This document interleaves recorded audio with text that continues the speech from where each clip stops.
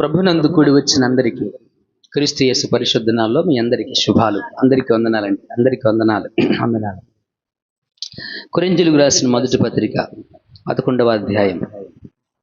కొరింథీయులకు రాసిన మొదటి పత్రిక 11వ అధ్యాయం 23 నుంచి దేవుని యొక్క వాక్యాన్ని నేను చదువుతాను. ఒకసారి గమనించండి. నేను మీకు అప్పగించిన ధ్యానాన్ని ప్రభు వలన పొందితిని. ప్రభు అయిన యేసు తాను అప్పగించబడిన రాత్రి ఒక రొట్టెనెత్తుకొని కృతజ్ఞతాస్తుతులు చెల్లించి దాన్ని విరిచి, ఇది మీ కొరకైన నా శరీరం, నన్ను జ్ఞాపకం చేసుకున్నట్టుకై దీన్ని చేయుడని చెప్పాను.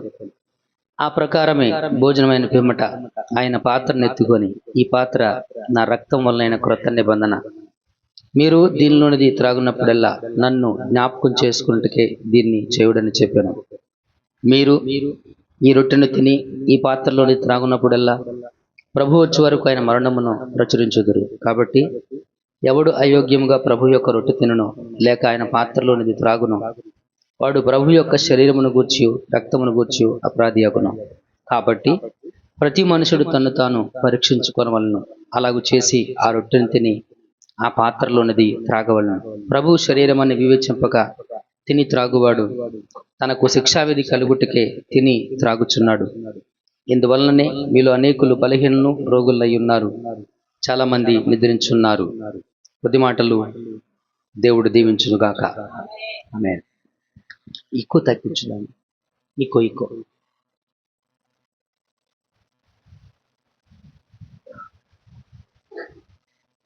పూర్తిగా తీసే. ప్రియులారా, మనం ప్రభు బల్లారాధన అనే టాపిక్ మీద మనం పాఠాలు నేర్చుకుంటున్నాం. ఎందుకంటే చాలామందికి చాలా చర్చెస్లో ప్రభు బల్లారాధన అంటే ఏంటో తెలియదు. అది ఎందుకు ఆచరించాలి అనే సత్యం చాలామందికి అర్థం కాలేదు.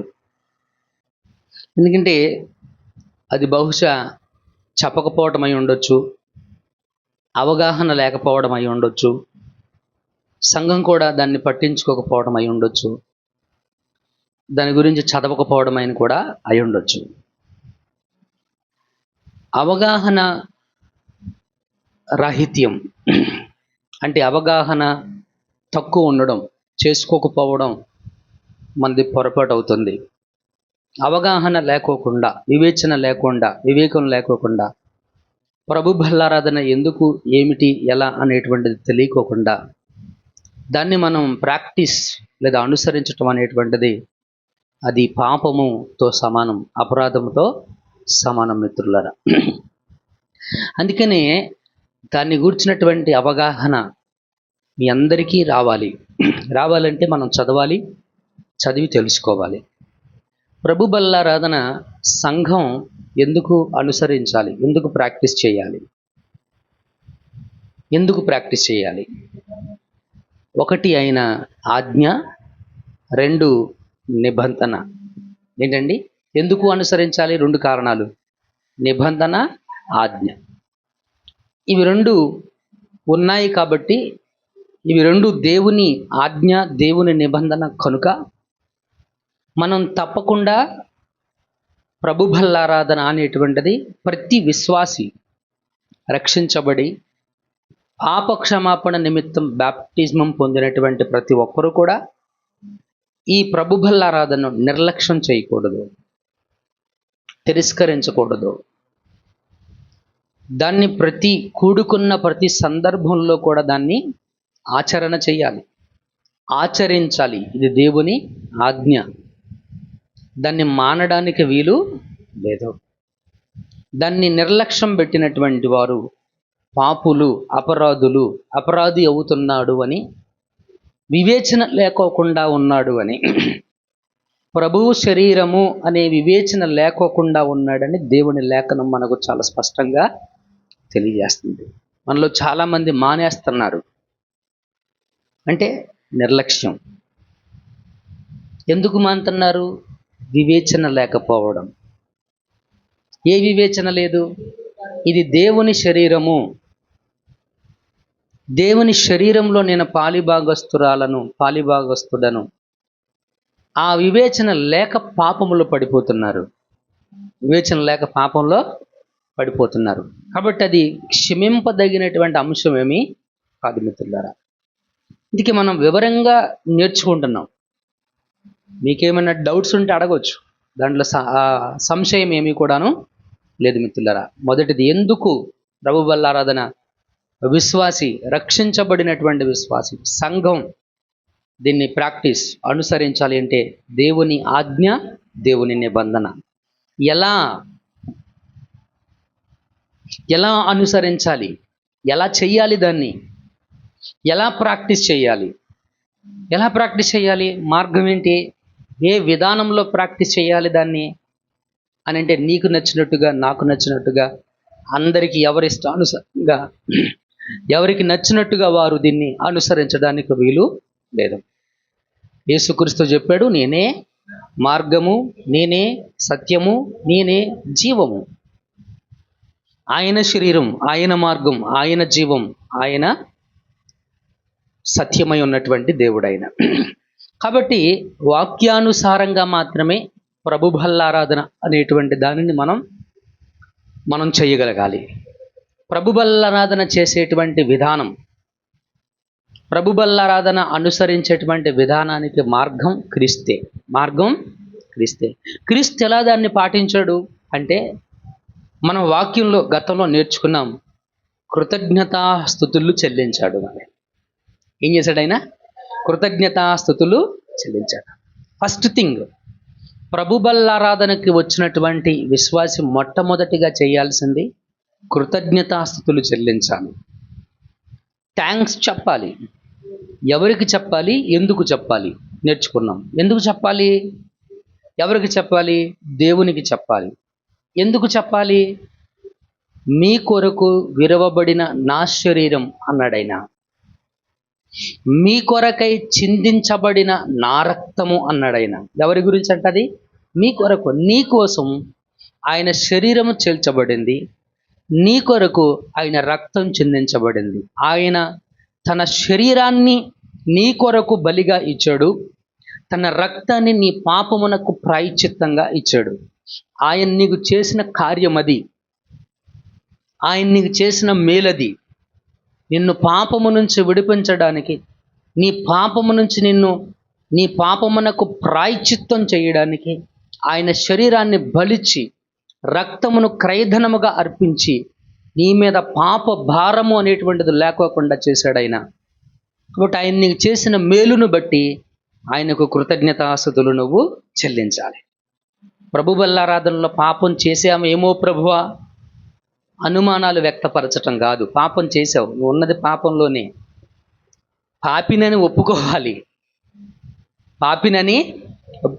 ప్రభువా నేను పాపిని, నా కొరకు నువ్వు చేసిన మేలు, పాపినైన నా కొరకు నువ్వు చేసిన మేలును బట్టి నీకు కృతజ్ఞతలు ప్రభువా అని దేవునికి కృతజ్ఞతా స్తుతులను చెల్లించాలి. చేశానేమో ప్రభువా, ఇంకా ఎవరిలో అయినా పాపం ఉంటే క్షమించండి, ఎవరి గురించో నీకెందుకు, నువ్వు ప్రార్థన చేసుకో నీ గురించి. మిగతా వాళ్ళ గురించి మిగతా వాళ్ళు చేసుకుంటారు. ఆ సందర్భం వేరు. కనుక జ్ఞాపకం చేసుకోండి, ఎవరిలో అయినా పాపం ఉందేమో. ఇలాంటి పదాలు ప్రార్థనలో వినపడుతున్నాయి. అర్థమవుతుందండి? ప్రార్థనలో వినపడాల్సినటువంటి పదాలు ఏంటంటే, మా కొరకు నువ్వు చేసిన ఈ త్యాగాన్ని బట్టి. అందుకనే చెప్పాడు, నన్ను జ్ఞాపకం చేసుకోండి అన్నాడైన. ఏం చేసుకోమన్నాడు? గుర్తు చేసుకోండి. ఎలా ఆచరణ చేయాలి? కృతజ్ఞతాస్తుతులు చెల్లించాలి. ఎలా దాన్ని పాటించాలి? ఆరాధన ఎలా చేయాలి? ఆయనను జ్ఞాపకం చేసుకోవాలి. ఆ రొట్టెను మనం తినేటప్పుడు, ప్రభువా నా కొరకు విరువబడిన శరీరాన్ని బట్టి కృతజ్ఞతలు జ్ఞాపకం చేసుకో. క్రీస్తు నీ కొరకు చేసిన త్యాగాన్ని, బలిని, యేసుక్రీస్తు నీ పాప విమోచనకై ఇచ్చిన ఆయన క్రయధనముకు ఇచ్చిన రక్తాన్ని గుర్తు చేసుకో, జ్ఞాపకం చేసుకోవాలి. మేలుని జ్ఞాపకం చేసుకోవాలి. ఆచరించేటువంటి విధానం, పాటించేటువంటి విధానం దీనికి నువ్వు ప్రభు బల్ల ఆరాధనించేటప్పుడు దాంట్లో కానుకలు వేయాల్సిన అవసరం ఏమీ లేదు. అది బేకరీ షాపులో బ్రెడ్ కాదు కొనుక్కోవడానికి. అర్థమవుతుందండి?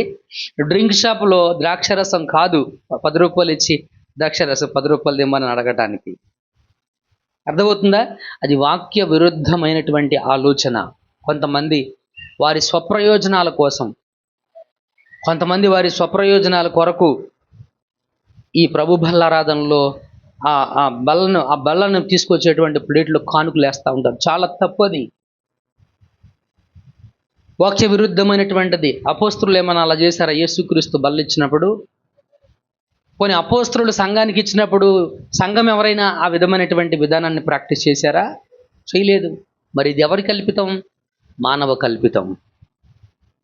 ఈ వాక్యానికి పొల్లు కలపకూడదు, పొల్లు తీసేయకూడదు. దీనికి మనం పొల్లు కలపకూడదు, పొల్లు తీసేయకూడదని దేవుని లేఖనం చెప్తా ఉంటుంది.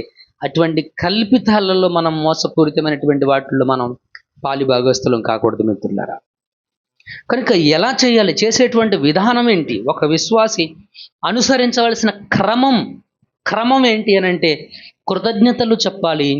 అది నువ్వు చేసే ఆ ద్రాక్షరసం తీసుకున్నప్పుడెల్లా, అక్కడ చెప్పాడు, దాన్ని మీరు త్రాగునప్పుడెల్లా అంటే నువ్వు ఎప్పుడు త్రాగుతున్న సందర్భంలో ఆయనను గుర్తు చేసుకోవాలి.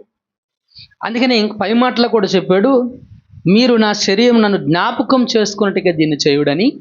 అది తిన్నప్పుడల్లా, ఆ కింది వచనంలో చెప్పాడు, దీన్ని తిని మీరు ఈ రొట్టెని తిని ఈ పాత్రలో త్రాగున్నప్పుడల్లా, తిని త్రాగున్నప్పుడల్లా, ఎప్పుడు చేసినా, ఎప్పుడు త్రాగినా, ఎప్పుడు తినినా, అప్పుడు ఏం చేయాలంట? మనం ఆయనను జ్ఞాపకం చేసుకోవాలి. ఆయనను జ్ఞాపకం చేసుకుంటే కృతజ్ఞత మనసులో పుడుద్ది, కృతజ్ఞతాస్తుతి మనసులో పుడుతుంది. అది చెప్పాలి మనం దేవునికి. కృతజ్ఞతాస్తుతిని దేవునికి మనం చెల్లించాలి. అందుకు చెయ్యాలి. ఇంకా పాపిననేటువంటి భావన, ఇంకా అపరాధములో ఉన్నటువంటి భావన గనక నీలో కలిగితే క్షమించమని అడుగు. నువ్వు మిగతా వాళ్ళ గురించి ఆలోచించమాకు, ముందు నీ గురించి నువ్వు ఆలోచన చేయి. నీ గురించి నువ్వు ఆలోచన చేసుకోగలిగితేనే మిగిలిన వాళ్ళ గురించి తర్వాత ఆలోచన చేద్దు. కానీ ప్రభు బల్లారాధనలో ముందు నీ గురించి ఆలోచన. నీలో ఆ భావన ఉంది, నేను అపరాధంలో ఉన్నాననేటువంటి భావన. అందుకే ఉన్నానేమో ప్రభువా, చేశానేమో ప్రభువా, గుర్తు రావట్లేదు. అర్థమవుతుందండి? అది అప్పుడు నువ్వు ఆ భావన నీలోకి వచ్చినప్పుడు, నన్ను క్షమించు ప్రభువా, నీ పాపమును క్రీస్తు రక్తంలో క్షమాపణ చెప్పడం ద్వారా కడిగేసుకో. క్షమాపణ చెప్పడం ద్వారా నీ పాపాన్ని ఏం చేయాలి? కడిగేసుకోవాలి. నువ్వు క్షమించమని అడిగితే ఆయన కనికరం కలిగిన వాడు గనుక ఆయన తన రక్తంతో నిన్ను కడిగి నిన్ను పవిత్రం చేస్తాడు. హల్లెలూయా, దేవునికి మహిమ కలుగును గాక. కాబట్టి ప్రభునందు ప్రియమైనటువంటి దేవుని సంగమా, ఒక విశ్వాసి ఈ ప్రభు బల్లారాధనను పాటించి అనుసరించవలసినటువంటి విధానము, ప్రభు బల్లారాధనకు వచ్చినప్పుడు ఇది ఆయన ఆజ్ఞ. కాబట్టి ఎవరు దీన్ని మానడానికి వీల్లేదు. నువ్వు మానేవు అని అంటే అర్థమవుతుందని కొంతమందికి నిర్లక్ష్యం, కొంతమంది తిరస్కరించడం, కొంతమంది ఏంటండి తిరస్కరించడం, నిర్లక్ష్యం. ఆ రోజే ఊరు ప్రయాణం, ఆ రోజే పెళ్ళి, ఆ రోజే ఫంక్షను, ఆ రోజే పొట్లిరుపు, ఆ రోజే తట్లిరుపు. అంటే మనకి లక్ష్యం లేదు, దాని మీద వివేచన లేదు, మన మీద దాని మీద ఆ వివేకంగా మనం ప్రవర్తించడంలా పాపాన్ని కావాలని మనం చేస్తూ ఉంటున్నాం. నేను కావాలని చేయలేదు పాస్టర్ గారు అని మాత్రం అనకండి. అంత అబద్ధాన్ని నమ్మే స్థితిలో నేను లేను. అర్థమైందండి? అంత అబద్ధాన్ని నమ్మే స్థితిలో నేనైతే లేను. So wantedly we are doing sin, we are going to learn some. నేను కొన్ని వచనాలు మీకు పరిచయం చేస్తాను మిత్రులారా. ఇంకా అనుసరించేటువంటి విధానములో దేవుడు మనకు ఆబ్లిగేషన్ ఇచ్చాడు. ఆబ్లిగేషన్ అంటే బాధ్యత కూడా ఉంది. ఈ ప్రభు బల్లారాధనలో నువ్వు పార్టిసిపేట్ చేసినప్పుడు నీ మీద ఒక బాధ్యత ముడిపడి ఉంది. ఒక బాధ్యతలో నీకు పాలుంది. ఒక బాధ్యతలో నీకు పాలుంది. ఏంటి నీకున్న పాలు, నీకున్న భాగం? నీకున్న బాధ్యత ఏంటి అంటే 26వ వచనం ఏం చెప్పిందంటే, కాబట్టి 26వ వచనం ఏం చెప్పిందో చదవండి. మీరు ఈ రొట్టెను తిని ఈ పాత్రలోనిది త్రాగునప్పుడల్లా ప్రభువు వచ్చు వరకు ఆయన మరణమును ప్రచురించుదురు. ఇది బాధ్యత. ఇదేంటండి అది? మీరు ఈ రొట్టెను తిని ఈ పాత్రలోనిది త్రాగునప్పుడల్లా. మీకు అర్థమవుతుందన్న మాటలు మీకు అర్థమవుతున్నాయి వింటున్నారా? మీరు ఈ రొట్టెను తిని ఈ పాత్రలోనిది త్రాగునప్పుడల్లా, ఎప్పుడు త్రాగినా సరే అప్పుడు జరుగుతున్న సత్యం ఏంటంట? ప్రభువు వచ్చే వరకు కూడా, దేవుని రాకడ వచ్చేంత వరకు కూడా దేనిని ప్రకటన చేస్తున్నామంట? ఆయన మరణమును ప్రకటిస్తూ ఉన్నాము, ప్రచురణ చేస్తూ ఉన్నాం. ప్రభు బల్లారాధన పాటించడం ద్వారా సంఘములో క్రీస్తు మరణం ప్రచురణ చేయబడుతుంది. క్రీస్తు మరణం ప్రచురణ చేయబడుతుంది. ఇంతకీ మనం ఎందుకు దీన్ని, ఈ రొట్టెను, ఈ ద్రాక్షరసాన్ని మనం ఎందుకు తీసుకుంటున్నాం? మిగిలిన వాళ్ళకి, రక్షణ లేని వారికి తెలియపరచటానికి. అవునా కదా? వారికి తెలుస్తుంది వాళ్ళు ఎందుకు దీన్ని చేస్తున్నారు. ఇది చేయడానికి కారణం ఏంటి? ఆయన మరణం. ఆయన మరణం కారణం. ఎవరి కారణం అండి? ఆయన మరణం కారణం. కనుక ప్రియమైనటువంటి దేవుని సంగమా, మన బాధ్యత అక్కడ కనబడుతూ ఉంది. ఏంటంటే ఆయన మరణమును ప్రచురించడం. ఇంగ్లీష్లో ఆ పదాన్ని షూ అనే పదం ఉపయోగించాడు. షూ అనేటువంటి పదం ఏంటంటే V2 నాది, షో, షూ, షూ అంతేనా? V2 V3 వెర్బ్ 3 వెర్బ్ 4 2 అర్థం కాలేదా? అర్థమైందా? V1 V2లు ఉంటాయి కదా, వెర్బ్ 1 వెర్బ్ 2 వెర్బ్ 3 అని ఉంటాయి కదా, వెర్బ్ 4 ఇంగ్ ఫామ్ ఉంటుంది. షూ అంటే చూపించడము, కనుబరచడము, ఇంకా బాగా చెప్పాలంటే తెలియపరచడము, ఇంకొంచెం వివరం గెలిస్తే వివరించడము, తెలిసేలాగా చేయడం. ఏంటిది? తెలిసేలాగా చేయడం. కొన్ని సంఘాల్లో నేను చూసాను, తలుపులు వేసేస్తారు. ప్రభు బల్లారాధన తీసుకునేటప్పుడు మిగిలిన వాళ్ళందరినీ బయటికి పంపించేసి తలుపులు వేసేసి సంఘం మట్టికే ఉండి ప్రభు బల్లారాధన ప్రాక్టీస్ చేస్తారు. తప్పు అది. It should be opened, it should be revealed to everybody. అది ప్రతి ఒక్కరికి తెలియవలసినటువంటి అంశం. నేను అందుకనే మన పిల్లలకి చెప్పేది, మీరు బయటికి వెళ్ళొద్దు అని. ప్రభు బల్లారాధన ఇచ్చేటప్పుడు బయటికి వెళ్ళొద్దని ఎందుకు చెప్తున్నాను అనుకున్నారు? వాళ్ళకి తెలియాలి. ప్రతి ఒక్కరికి దాని యొక్క అంశము, దాని యొక్క ప్రధాన ఉద్దేశం ఏంటనేటువంటిది తెలియాలి. దేవుని లేఖనం చాలా స్పష్టంగా చెప్పింది, మనలో మనం ఒక బాధ్యులం, మనం ఒక విషయానికి కట్టుబడి ఉన్నాం. ఏంటి ఆ విషయం అంటే ఆయన మరణాన్ని తెలియజేయడం. ఆయన మరణాన్ని తెలియజేయడం, ఆ బాధ్యత నీ మీద ఉంది. కొన్ని వచనాలు మీకు పరిచయం చేస్తా. కొరింథీయులకు మొదటి పత్రిక 9:16, పక్క పేజీ అలా తిప్పండి, 16వ వచనం చదవండి. నేను సువార్తను ప్రకటించుచున్నను, నాకు అతిశయ కారణం లేదు. సువార్తను ప్రకటించవలసిన భారము నా మీద మోపబడి ఉన్నది. అయ్యో, నేను సువార్తను ప్రకటించని ఎడల, ప్రకటింపకపోయిన ఎడల నాకు శ్రమ. ఏంటది? సువార్తను